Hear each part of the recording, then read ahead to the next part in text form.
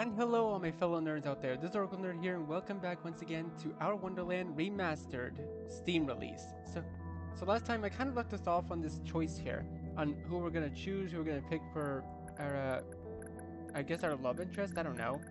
But I actually had an idea. I think that we could probably, we could probably start with Genzo and then go in order and then don't think about anyone in for the last one. It might be more fun that way. Well, anyways, think about Genzo. Oh wait, that's new. Wait. That's new. Wait, that wasn't there before. My thoughts jump instinctively to Genzo. Wait, that's new. That's actually new. Oh my god, wait, that's actually a new thing. I'm pretty sure Carrot didn't put the silhouettes of the characters there before. That's crazy. Oh, the moments we shared. Of the feeling of safety he provided. I do feel safe around him. Like nothing could ever touch me. A place of acceptance. Where only the two of us matter. Of love? Maybe? Feeling of his arms around me. His head against my chest. I feel... God, I don't know. This is all so confusing. I don't know what I want. I press my hands to my eyes harder and harder. Why can't I... My body curls on itself. Heart beating. Just leave me alone. My eyes feel liquid hot, tingling with tears. Tingling with the overwhelming guilt and heartache and a cruel and unbearable need to be cared about, to be loved, to be accepted. The feeling moves into my fingers. First tiny nibbles of numbness, then building to a sense of electricity. Up my arms they go, growing into my chest, stomach, shooting through my legs. So loud I can't hear, can't think. Just when I think I can't take it anymore. My mind goes blank. Ooh.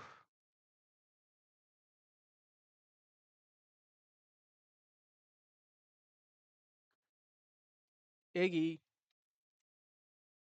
There's something crunchy below me. An itchy, chalky clump of something all jutting into my spine like a lumpy pillow filled with beans. Iggy! Damn, I'm so tired. I just feel like they got two great big rocks perched on them.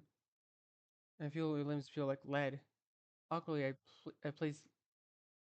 awkwardly placed lead, but lead all the same.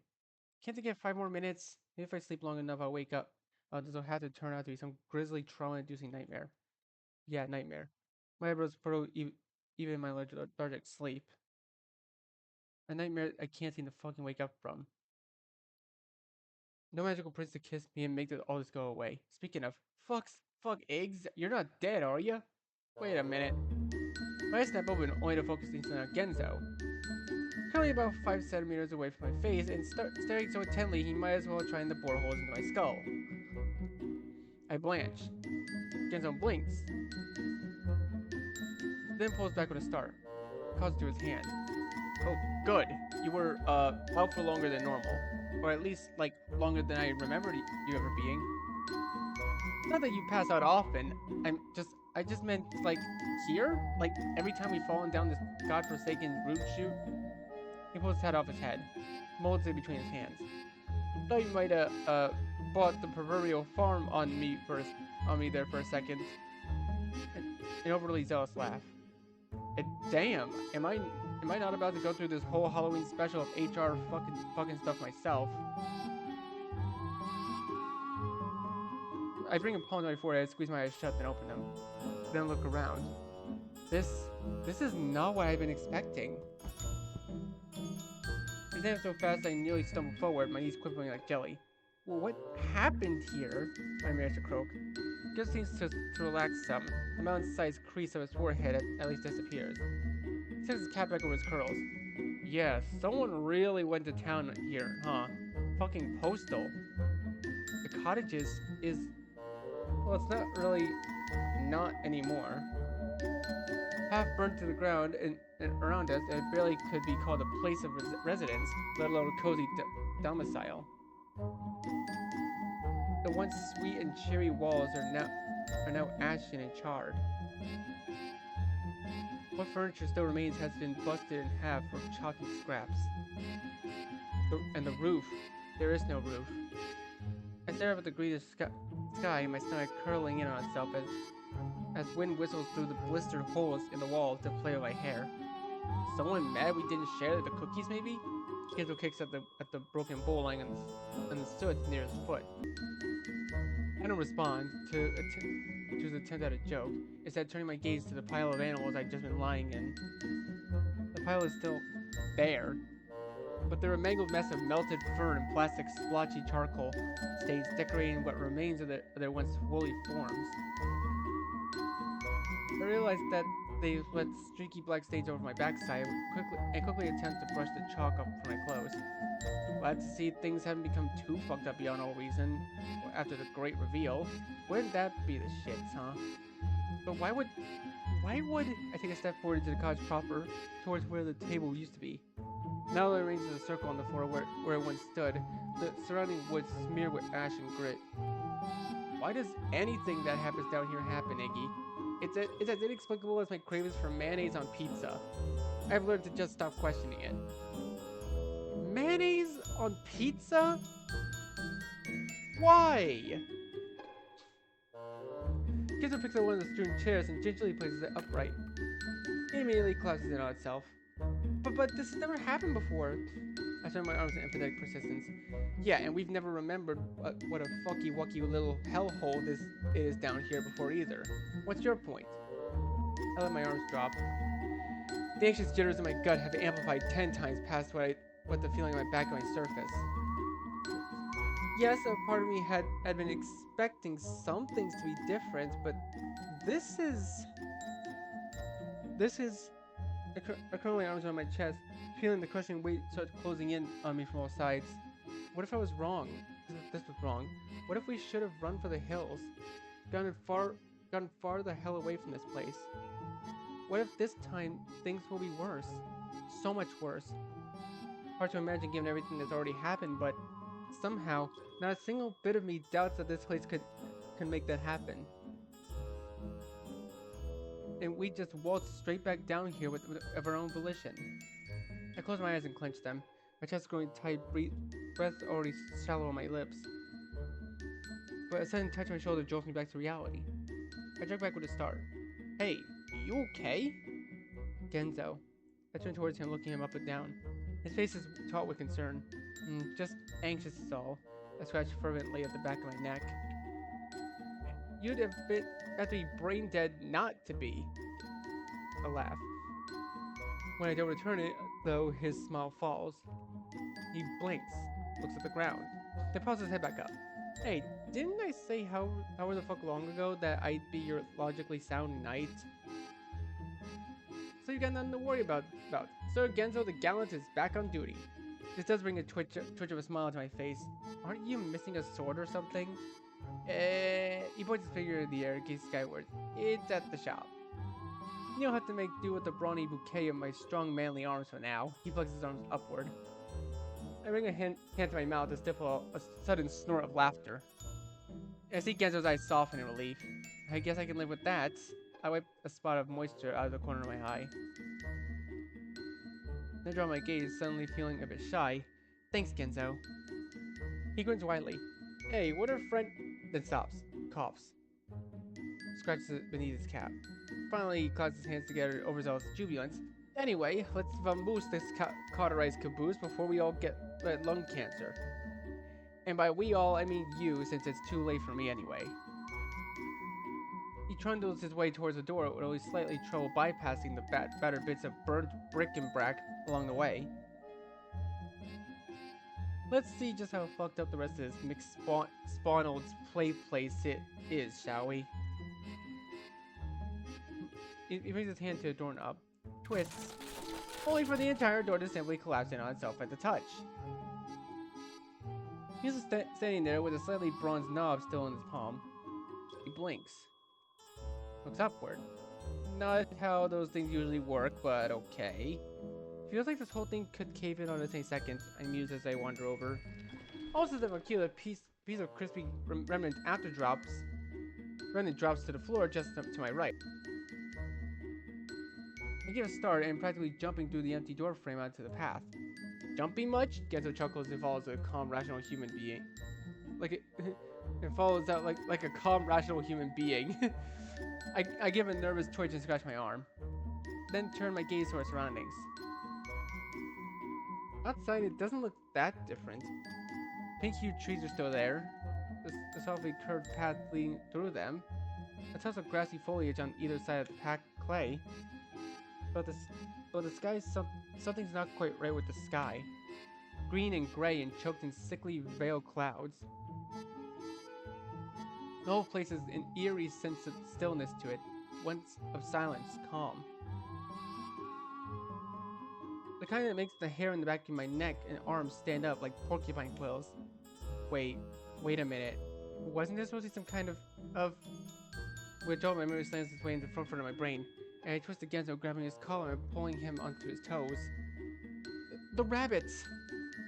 The who and the what now? The rabbits! Where are they? They'll be here any second. We're just standing out here like...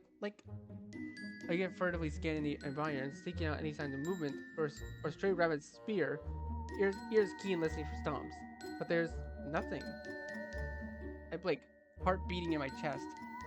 The eerie calm continues. Genzo brings his hand to my grip on his jacket, carefully extricating my fingers with a slight touch of pink on his cheeks. Judging by the state of our childhood glad pad, I'd say they were already here.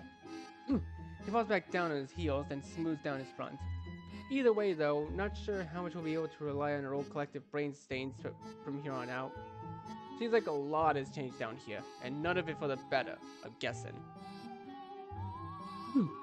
I bring a hand to my hair in semi-awkward acceptance. He's right. He's always right, damn it. I feel my heart race. My racing heart starts to slow and drop my hands with a sigh. Only for a sudden rustle in nearby shrubs to send my heart leaping back up in the voice box. I take a startled step back as a rabbit comes lurching out of the brush. Gives arm comes up be fast and slams straight to my ribs. He shoves me backwards, going tense as the rabbit comes reeling towards us, breath labored, stilted, snarling. Before promptly collapsing onto the ground right in front of us. We go staring in confusion at the rabbit's prostrate form, tendrils of dust from the impact still painting the air. That's when I see a trail of blood. It's leaking from the rabbit's leg, a torn snarl of red slicked fur leaving a vivid stain on the strewn gravel. He's hurt? My leg cocks up almost instinctively, and I feel curiosity start tugging my feet forward. Eggs! Genzo hisses, snapping my arm back against my gut. His arm back against my gut. And none too soon either. Because the next second, a second rabbit leaps from the undergrowth. It lands atop the other rabbit with a blood-curdling shriek, digging the muzzle down to the rabbit's neck with a squelch. Genzo takes a shocked step backwards, nearly sending me tripping over my feet. Then we watch. Watch as the rabbit feeds on his companion. Face is pale, eyes wide and warbling. There's something eerily visceral about the sight. A bushy rip of skin and muscle, the squishy pop of meat rent between molars. I feel my stomach flip and growing nausea, my hands reach instinctively towards Genzo's shoulders, fingers clawing at the fabric. The rabbit suddenly stops, seems to realize he's being watched, then raises his head. Genzo and I both tense. There's something off about him, incredibly off. Eyes skittish and wild, muscles jumping. Even his fur looks different, twisted and coiled of a sickly gray, almost as if the color had been drained from his tufts. His head twitches, eyes narrowing, then widening. He begins crawling forward, ears flat, body clumps leaking down his chin. Shit. Genzo backs up 1, 2, 3, 4, 5 steps, taking me with him. But it's a futile effort. Her growls a low, breathy thrum, and then leaps. Genzo flies back into me, sending both of us tumbling to the ground. The rabbit goes sailing past us, rolling forward in the dirt a few feet away. Genzo wastes no time. He scrambles to his feet and grabs my weights, yanking me out after him as he takes off towards the trees. Run! I don't have time I don't need to do it twice, or once even. I go careening after him, feet pounding to the ground in time with my galloping heart. Into the trees, past the trees, around the bark, twig, and brush. I hear the rabbit give chase. I can hear his snarls right as though right in my ear. The thump of his feet against stumps as he tears up the forest behind us. I gasp, I gasp out of breath, trying to focus on my legs, keep them moving forward, powering forward. As ahead of me gets ducks and dodges through the whizzing landscape of pink. We burst into a clearing and he stops for a moment, head spinning left and right. My lungs are burning and I let out a ragged cough. Then notice the sound behind us are gone. I blink and glance back. Again? There it bounces out the thicket from the front, slamming into me and sending me flying. Back, back, back. Back into my spine cracked against a tree, ejecting the breath from me like a punctured airbag. Looking so much as slide an inch down the bark, the rabbit's iron grip on my hands and shoulders pinning me to the wood. My head cracks with a star-spiraling jolt. By the time vision clears, the rabbit's face is in mine, blood-soaked fur trembling against my chin. He cocks his head to the side one side, then the other. All the while his yellow eyes take me in, roving up and down the length of my torso. My body trembles, heart fluttering. I can barely hear my thoughts over its pounding. I try to swallow, but it gets caught in my throat. And when he lowers his head towards my neck, my muscles give a panic jerk. I push my eyes shut. Fuck. Waiting for attention to be stolen by a dull crack against the rabbit's armored shoulder. Hey, you big hulking fuck toy. A rabbit twists his head back to the new onslaught. I look past him and see Genzo with one hand on his hip and the other tossing a stone up and down in the air. Yeah, I'm talking to you, you big furry lummox. He tosses the stone and hits the rabbit right between the eyes. The rabbit lets out a perturbed squeak and snarls. Overgrown Easter Bunny, you got any brains out there in all that marshmallow fluff? Genzo points to his head in empathetic derision. Cause last I checked, that whiny ass twig you're about to ready to chow down on is nothing but skin and bones, bud. The rabbit loosens his grip on my shoulders. I slide down on my feet with an ankle jolting thud. Can't even see your real meal when he's got his cock down with a fuzzy wuzzy little larynx of yours. He gives a stomach a satisfied pat. What? You're used to the tiny royal D? Is that it? Should have known, old boy, to whip you up good. Hey, I can't read today. Now I can see the rabbit's fur bristling. A low, breathy growl slithers out between his lips as he turns his whole body towards Genzo, ears flattened against his head. Oh, that one hit a nerve, I see. A little too close to home there, am I?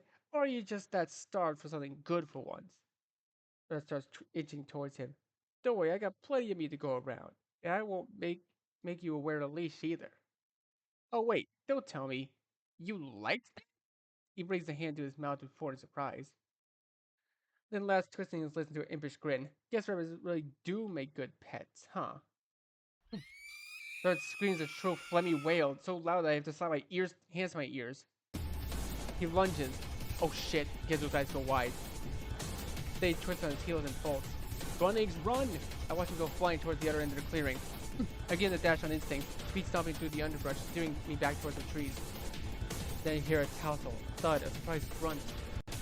And when I look back, I see a rabbit perched on Genzo's form, just beyond the line of the trees. Okay.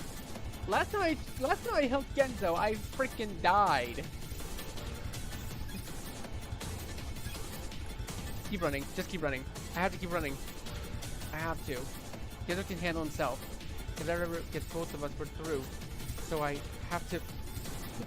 I bite down my tongue hard.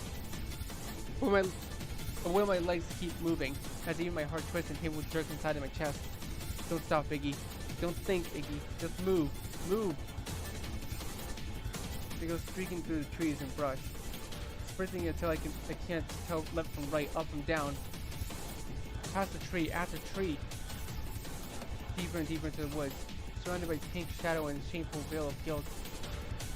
I won't stop until my legs begin to give out beneath me. They finally start to slow. My lungs are burning. I can't hold back the cough that leaves in my lips. As I limp towards the near tree, fingers clutching at the bark. I bend over, coughing and hacking. Dots dance in front of my eyes as I struggle to pull oxygen through my constricted larynx and into my lungs. The copper taste of blood fills my mouth, only for a moment, just to lean myself against the tree, my forehead against my arm. Breathe. Just breathe. Breathe. Finally, the world stops spinning around me. I feel my breath and my heart begin to normalize.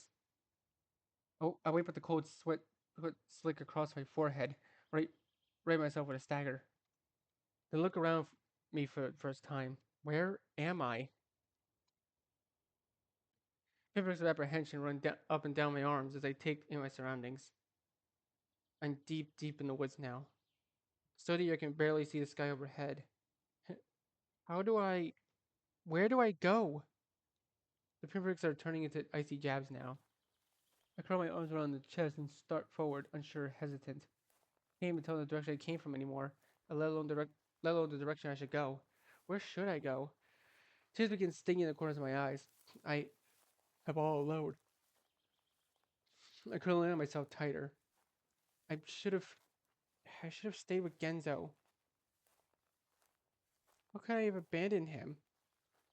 Images of Genzo being torn apart from my mind, and I let out a strangled gasp of shame from remorse. What the fuck is wrong with me? How could I have been so selfish, so unthinking? And now Genzo is probably dead because of me. I set my hands on my forehead, its increasingly violent thrabs, so the point of my head begins to ache. So a sudden rustle of movement makes to my left makes me stop in my tracks. I twist around, but there's nothing there. Stay perfectly still, just watching the patch of brush. Another rustle, this time to my right. I swing back around, heart beating out of my chest. But again, nothing. Fuck. I clench my fingers to my hair, in my hair, panic rising up into my throat. That's when a shriek comes. It pierces the air, pierces my eardrums, impossibly high, impossibly loud. The bushes all around me are shaking now, shaking and writhing and quaking. More shrieks, in every direction. I put my hand on my ears, adding to my own scream in the mix. Then run, making 5 steps, before lightning fast speed, a rabbit leaps from the bushes in front of me. Fuck. Before I even took a chance to think about it. Sliding, twisting on my heels, swerving back around. There's another one behind me. More and more of them emerging from the bushes, their snarls heavy in the air. Fuck. Back up. Only for the one leap behind me knocked into the ground with a heavy thud and knocked the wind out of me. No. I scramble. I was shooting out instinctively as I wrestled myself away. Too late. Pinned to the ground. Stare up at them. Stare at the gathering swarm of angry, hungry rabbits. All I can think about is Genzo. Sorry, Genzo. I close my eyes, sucking my breath, stuffing my lunge. He punches in my neck, chest, and arms, gouging into me, tearing into me, ripping my skin, muscle yanking from the bone, blood cloaking my throat, spilling up across my grass. I feel all of it for 10 seconds. I won't abandon you next time. Then black out. Oh, we were supposed to help Genzo. My bad. Unfortunately, you were eaten, but you'll make a better choice next time. Won't you? I'm just gonna load, because then I won't really have a choice anyway. You gotta help Genzo. No. I stop in my tracks, stare at the sight. This has happened before. This happened way too many times before. My hand goes in front of my shirt, clutching the fabric, and my arms start shaking. Not again. Not again. Tears prick at the corners of my eyes. I can't do this without you again. My feet move before I realize what's happening. Then running forward, dashing forward, sprinting straight towards the giant back of the elephantine rabbit. A throaty wail rips from my lungs as I fly, then leaps, they straight into the thing's disjointed back. I hit with its oomph. It scrambles. I pull myself up towards his shoulders, fingers searching for anything I can use a grip, knees digging painfully into the smooth surface of his armor. I climb until I reach his head, and then the only thing I can do possibly think of such a situation. I grab by the ear between my fingers and yank. Dart gives an unsightly yelp. He tries to buck me off. I try to reach him and grab his ears, grab anything. I just reaches even harder, all the way back towards my knees. More pain squeaks. I can feel his body twitch in pain, and his hands grapple helplessly at his throat and shoulders, unable to reach me. Beneath us, Genzo watches in wide-eyed wonder, still splayed out at his back, and his gaze turns sharp. I see him dig in his pocket, pull out something shiny, and stab. The screwdriver goes straight to the rabbit's exposed neck. Keep holding them, Miggs! 1 stab, 2, 3, 4, 5, 6. Again and again, Genzo jabs the tip into the bloody mass of fur. And then Rabbit's body spasms beneath me, nearly chucking me off. But I hold as fast as I can, and my whole weight going into a claw-like grip on the ears. Genzo keeps going on and on. Blood flying everywhere now, painting hands, his face, grass below. The entire front of the rabbit's armor is red with it, so bright and brilliant I can barely look at it. And squelches like tugging a boot from waterlogged mud. Each jab spreading more and more goop across Genzo's fingers as the tip rips through more and more tissue, sinews, and veins. Genzo gives an almost desperate sounding bellow and slams it in deep, deeper than before. Greater all the way into hilt further and still further, his grip tight as steel on the handle as his hands practically invisible amongst the red silk fur. Then he holds it. Holds it as the rabbit chokes and gurgles and sputters. Holds it as the rabbit's body twitches and shivers and spasms. Even keeps holding it as the rabbit gives me a final jerk before collapsing. Pressing forward, stones on top of him, slamming his head back against the ground. There's a moment of silence, a complete and utter stillness. The two of us just lying there with the rabbit corpse between us, growing pool of blood soaking Genzo's jacket. We blink and look down over him at the rabbit's shoulder. He returns the gaze in what looks like half-dazed shock, before promptly grinning. That same stupid shit-eating cavalier grin he shot me so many times before. He yanks the blade screwdriver out the neck, and his neck is splayed with red. Never leave the workshop without it. I roll my eyes, but feel a wave of relief over me all the same. We did it. I'm not sure how, but we did it. But we did it. A release of tension shudder runs up the base of my spine to the top of my skull, making my lips and hair tremble. Can we get this 2-ton tin can off me, maybe? Maybe? Damn near making me shit my own guts out on the grass. He shoves me again. He shoves against the weighted torso, keeping me pinned. Oh, right! My voice cracks up unbecomingly as I roll off to the side.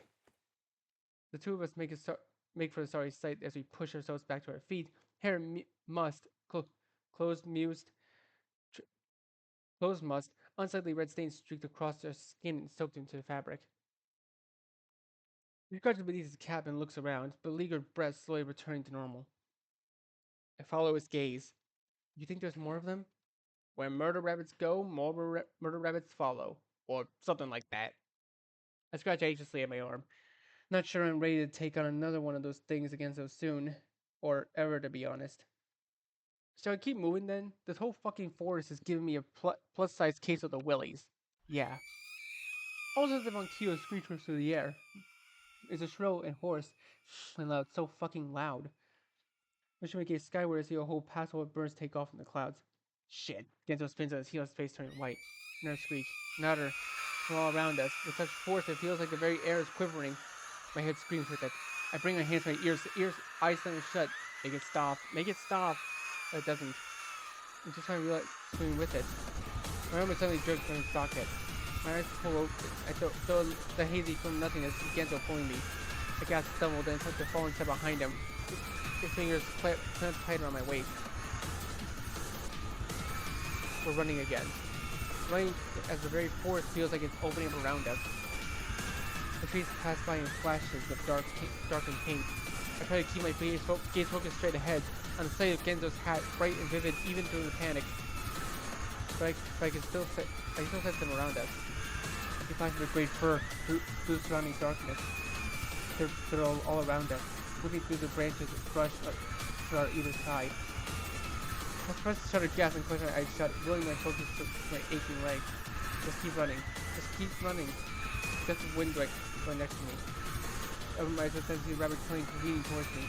But Genzo must have seen it first because he gives my wrist an extra forceful tug, yanking me to step forward and out of the way.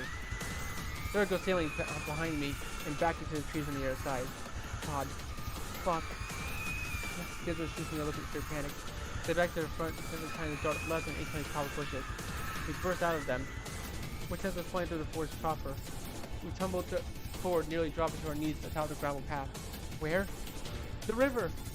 We reached the river. I could see in my head as though it were yesterday, calm and serene as it flecked the golden loop hue of the sky, as cool as we waited it to wash off the nursery behind us and cut off the thoughts. And then we're moving again, barreling down the path, the river flowing beside us as we whipped past the tree after tree. That's when I spotted, up ahead, and all too familiar pink slab of pink, Genzo, the tongue! That's the goal! What? I squawked with voice raising about 2 octaves. Those rabbits won't touch it, remember? I'd sure as shit rather take my chance with the fucking eyeball from hell than an entire army of here comes ear cottontail. As if to emphasize this point, another ear-grazing shriek cuts through the air. I'm not sure what I could argue with him at this point, or if I want to, much as my force clenches the thought of a hulking pink lump of meat. We each just slightly appended a question just as doughy and vile as I remember it. If I text the path like a giant slug, Genzo doesn't even pause. Nudges me forward and I don't have a chance to protest, it then begins climbing up after me. Follow suit, the two of us clambering up to the porous space as it buckles and weeps beneath us. Then look back and sometimes see 3, 4, 5 of them break clear of the trees and come speeding down the path after us. I watch, narrow my eyes. Genzo? What? He pushes them to do a wobble. I don't shake in either direction. They're not stopping! Indeed, they haven't slowed down one bit. The emerging from the forest. In fact, they almost seem to be going faster. I'm sure they'll... Genzo turns to look. Blanches. He takes a step back. Then a voice that hushed me almost would recognize it for his. He run! We turn and book it. As the 2 steps across the buoyant surface were falling flat on my face, Genzo followed suit 2 steps later. But somehow we managed to keep crawling forward, pulling ourselves forward, doing everything possible to keep moving. My lungs feel like they're on fire, arms and legs screaming at me, barely restrained panic, mumbling at my lipstick and tongue. I chance a confused glance at the cliff face, expecting to see our old friend. But it's gone. No, not gone. Destroyed. Oh, it's dead! Physically, I decorated the rock in half solidified egg, white splattered against the wall. Within a muddled mass, I can make out what looks like shredded bits of viscera and muscle. It's been ripped apart. I took back the gas and jerked my gaze forward. The tongue wobbles and ripples beneath us. I realized when the rabbits must have reached it. They're on top. They're coming. More streaks. Time from the direction of the cliff. I throw a panic glance upwards, see more rabbits appear atop the cliff. Their owners growing and snarling and climbing down the rocks like spiders. Where are they coming from? They're everywhere. Fuck. I attempt to suddenly leap to get myself moving faster, but I only sense his face for just one massive pink. Come on, Iggs! I am not watching you get eaten alive by homicidal rabbits. Genzo has reached the end. I see him roll off and back onto the solid ground with a little pump. Since the frustration prickling my eyes, I will straight back to my arm. I must go faster. I must go faster. But this isn't enough for Genzo. He takes one look at me, one look at the rabbits, and probably grabs my arms and yanks me the rest of the way to the surface of the tongue. To go flying. The way I attempt to stick my hands out, it doesn't help. I land hard on my chin in the dirt, dodging and rolling up a few feet away from the dusty crack of my skull. Genzo's back in a flash, tugging at my collar in an attempt to get me up and moving. Come on! I hear panic frustration in his voice. I'm trying! I cough, wobbled to my feet. A throbbing pain radiates up from my jaw to vibrate against my brain. And when I bring my hand to my chin, my fingers come away speckled with blood. The boat! We gotta get to the fucking boat! The boat! My head's spinning out, my vision hazy as lumber after Genzo's form. I can gesture wildly ahead as I see it. Yes, of course, the boat! The boat! All at once, the unruly sense of dread washes over my entire body. Memories of something horrible I can't quite explain, but definitely there. And definitely tangible, definitely screaming loudly, quite loudly from the back of my brain. But Genzo, if we don't get on that fucking boat, we're both going to die. The sheer intensity of his voice is enough to stop me short. Enough to snap the cloud from my head. I say nothing more. Following in hurried steps behind, and we go speeding towards the dock. I still hear the smells behind us. Still coming. The gang is most likely, but I don't dare to look. I won't allow myself to look anywhere besides Genzo's back.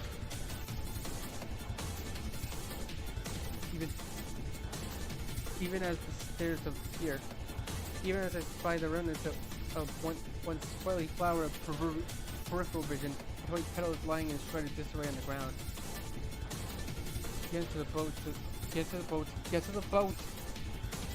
The boards of the dock shudder beneath my feet. They're here. Genzo, jumping, jump! I see Genzo go flying, his hands in the back of the boat. He lands in the back of the boat with a rough tumble. The force sends the boat drifting away from the dock. I come skating to a halt at the end of the pier. He starts watching as the gap between the boat planks grow larger. He gets pushes his feet and then looks at the horse.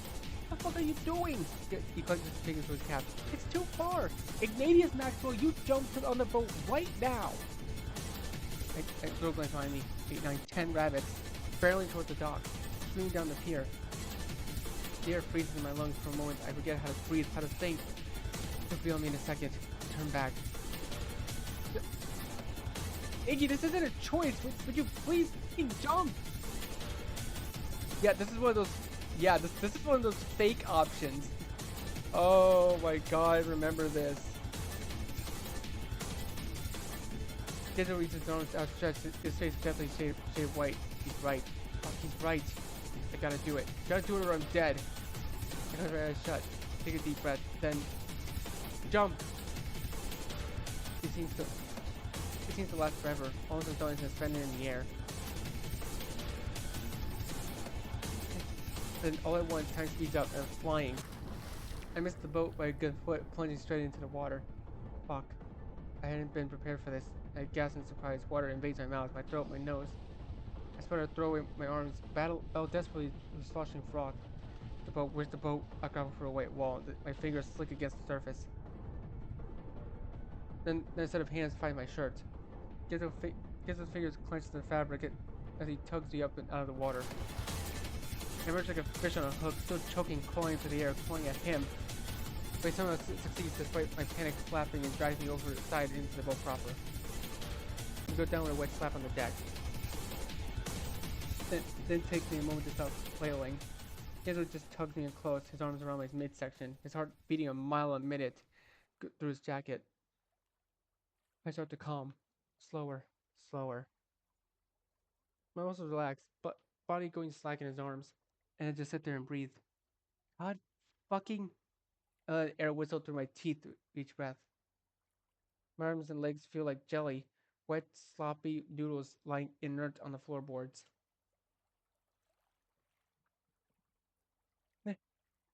Genzo glances up at the receding dock. It's like rabbits now, all of them just standing there, hissing and snarling, and the occasional shriek still biting the air. But we're safe now, floating, sailing away. Aside from behind me. Genzo looks skyward with an exasperated groan. If you could stop giving me a heart attack every 5 seconds, that would be great, thanks. I try to think of something witty to say in response. Hell, I try to think of anything to say in response. My head's still too much of a jumble to form proper speech. So instead I let out a bleh and stick out my tongue. Bleh. Attractive, Geto replies. But I can hear the smile in his voice. Ugh, God. That was a lot.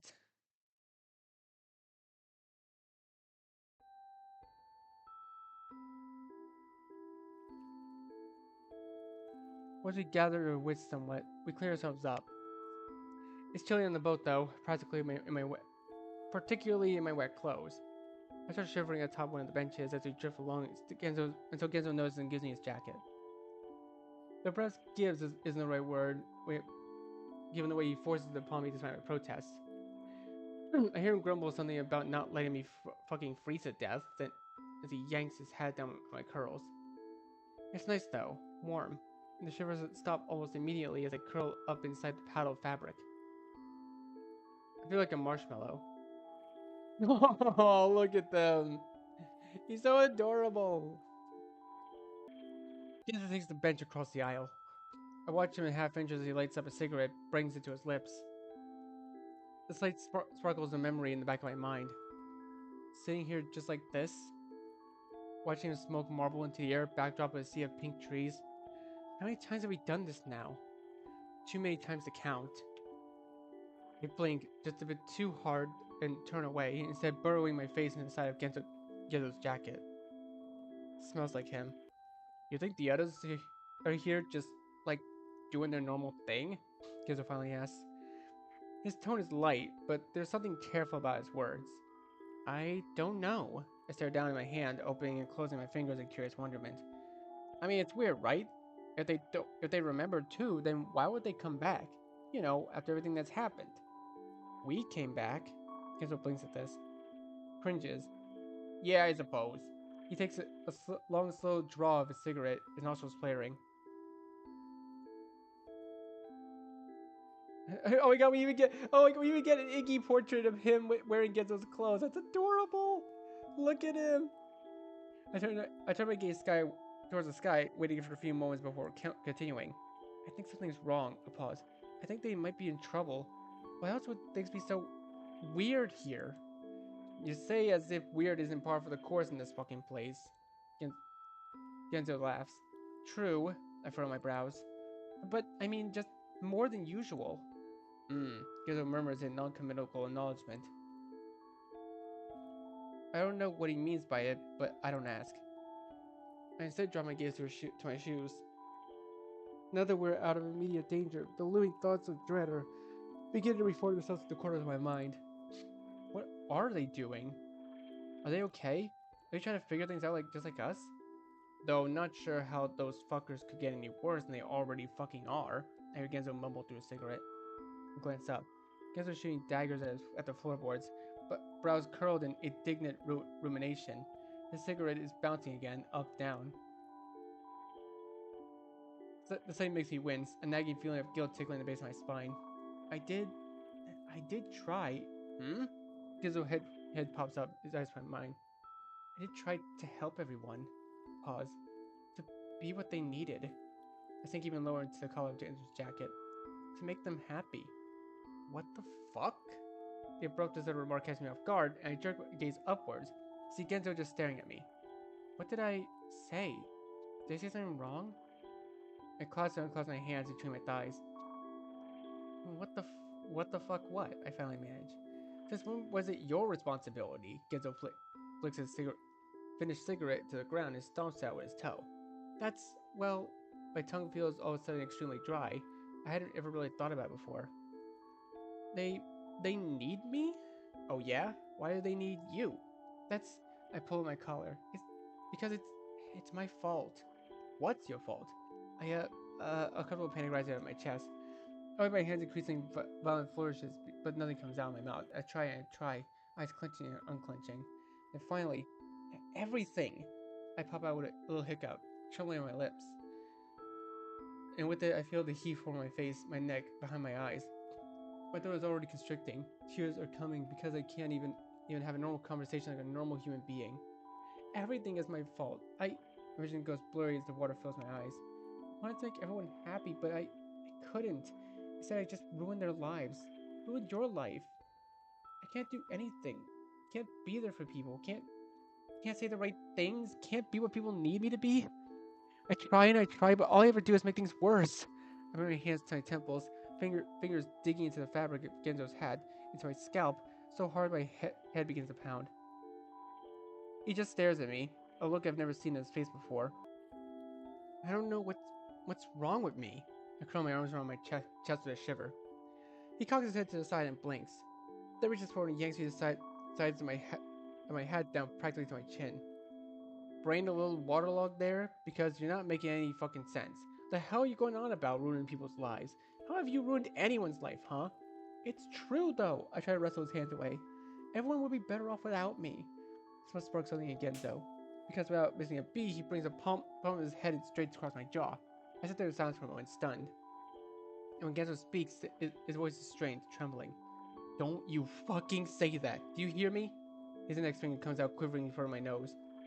I grow small, so small I'm practically curling in on myself. Shame dapples my cheeks. Are you even fucking listening to yourself, Iggs? Why would you say something like that? I'm shaking now, and when I look up next, I see tears running freely down my cheeks. The accident, it was my fault. If you hadn't, Genzo's face goes blank, his jaw taut. And then I abandoned you. I let you all alone. You're my best friend. A loud choked hiccup. I was so scared and confused. I didn't know what to do. Genzo's lip twitched and trembled. He moves a hand to his hair, clenches his fingers in his curls, looks away up at the sky. His eyes strained at the bottom of his lip, clamped between his teeth. Iggs. His voice is low, hoarse, and crackles between his breath. Iggs, it's okay. I was scared too. I was scared most of high school, to be honest. Terrified, more like. Tiny smirk. Why else do you think I was so fucking insufferable? He drops to a squat in front of me, knuckles curling atop my knees. But it's not your fault. None of what happened is your fault. It's no one's fault. Just a shitty fucking thing that happened. When I don't look up to meet his gaze, he pops his chin up with the side of his index finger. I look everywhere but his eyes. He, however, just cracks a grin. Neither one of us had any idea what the fuck was going on with ourselves. What do you expect? His fucking smile is too contagious, and I find myself the corners of my mouth tugging upwards in spite of myself. Yeah, a sniff. I guess. Iggs gives out another sigh. We all make mistakes, yeah? Some admittedly bigger than others, but certainly nothing life-ruining, yeah? And it's sure as fuck not your responsibility to fix anyone else's life. Not that you even could. They've all got to work out their own shit for themselves. He points his fingers to my chest, giving it a little tap. You're giving yourself a bit too much credit, maybe, eh? Ruining people's lives? You haven't ruined anyone's life more than I ruined my pop's, despite how long it took me to accept that. Then brings a hand inside my head, forcing me to look straight into his eyes. And you sure as fuck haven't ruined my life, you hear me? So just get that fucking thought out of your head. I hold his gaze for 5 seconds before I have to turn away. It burns too much. Fortunately, Genzo doesn't force it any longer. He rocks back on his heels with a little wobble, his arms balance on his knees. Damn, things got all intense for a second, didn't they? Sorry about that. I shake my head softly. No, it's okay. He squeezes his eyes shut and opens them. You mean a lot to a lot of people. Pause. I see him bite down on his lip. Wince. Then, you mean a lot to me. The warmth returns to my cheeks, but this time it's not shame, not discomfort, not emotional panic. I clasp my hands together, staring down at my fingers. I guess you, kinda know that already now, though. After everything, I mean. I don't know how to respond. So I don't say anything. And Genzo continues. But that doesn't mean you owe me anything. Pause. You don't owe anyone anything, Iggs. So just promise me that no matter what happens, you make your own decisions, yeah? For yourself. And not for anyone else. My own decision? What do you want, Iggy? I scratch the back of the cap, squinting against the puffy, tear-weary eyes. What do you wish for more than anything else in the whole world? Then I let my gaze turn hazy. I stare off at the trees, playing idly with my hands in my lap. I feel the boat rise and fall with the current, odd and on, just going with the flow. He sets his fingers on my face and I give a start. Iggy, you still with me, bud? Yeah, sorry. I must have been staring off longer than I realized. Genzo pushes back up to his feet with a grunt. Anyway, that's enough awkward talk for today, yeah? I laugh. Then he meshes his cap into my curls with a few static-inducing twists. Just remember, we're all in this together. The 5 of us started this mess, the 5 of us are gonna fix this mess. Something, losers stick together and all that. That last part's a reference to It, to Stephen King's It. I didn't get that at first. Yeah. I started a tear-strewn cheek with my palm. Not sure how much I can believe his words, or how much I can allow myself to believe, but I do feel somehow lighter, like one of the many giant padlocks holding me down and just come undone and drop to the floor. I watch Genzo stretch his arms over his head, then wander away towards the front of the boat. Alright. I think this is a good time for us to leave this video here for now, so thank you guys so much for watching. Be sure to leave a like, comment what you think, share this video with your friends, and be sure to subscribe and click the bell so you don't miss a single notification. I'll see all of you in the next video. Goodbye.